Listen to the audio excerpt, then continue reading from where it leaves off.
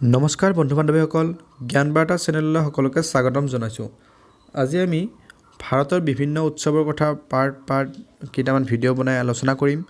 আজি আমাৰ প্ৰথম ভিডিঅ' এইটো আমাৰ এই উৎসৱসমূহৰ কথা বিভিন্ন ধৰণৰ এক্সামত সুধি থকা দেখা যায়। আমাৰ আহিবলগীয়া বহুতকেইটা এক্সাম আছে অসম চৰকাৰৰ, সেইকেইটা এক্সামতো নিশ্চয় ইয়াৰ ওপৰত কুৱেশ্যন আহিব। গতিকে আমি আজি দেৰি নকৰি ভিডিঅ'টো আৰম্ভ কৰোঁ।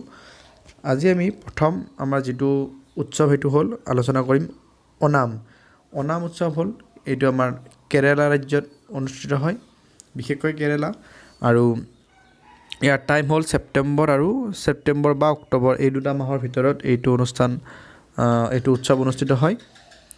গতিকে আমি বহুত বিশেষ বহলকৈ নাজানিলেও কথা নাই, আমাৰ এক্সামত শ্বৰ্ট কুৱেশ্যন আহিব। ইয়াৰ 2 নম্বৰ উৎসৱ হ'ল লকৰেঞ্চ।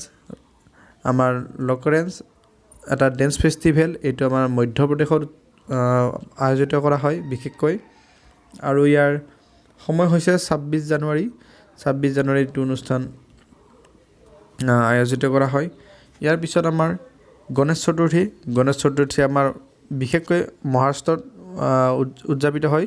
গোটেই ভাৰতবৰ্ষতে গণেশ চতুৰ্থী উদযাপিত হয়, কিন্তু এইটো স্পেচিয়েলি মহাৰাষ্ট্ৰৰ উৎসৱ, আৰু এইটো আমাৰ গণেশ চতুৰ্থীৰ দিনাই পালন কৰা হয়।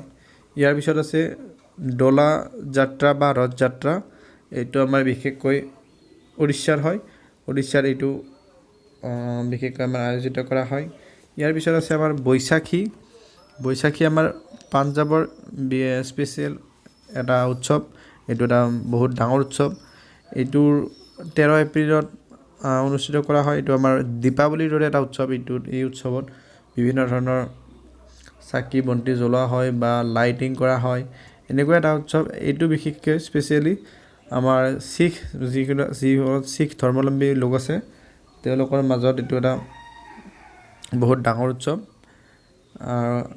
আজি এই 5টা উৎসৱৰ বিষয়ে আলোচনা কৰিলোঁ। ইয়াৰ পিছত আমি আৰু নেক্সট পাৰ্টত 5টা উৎসৱৰ বিষয়ে আলোচনা কৰিম বা 10টা উৎসৱৰ বিষয়ে আলোচনা কৰিম। যদি ভিডিঅ'টো ভাল লাগিছে লাইক কৰিব নাপাহৰিব।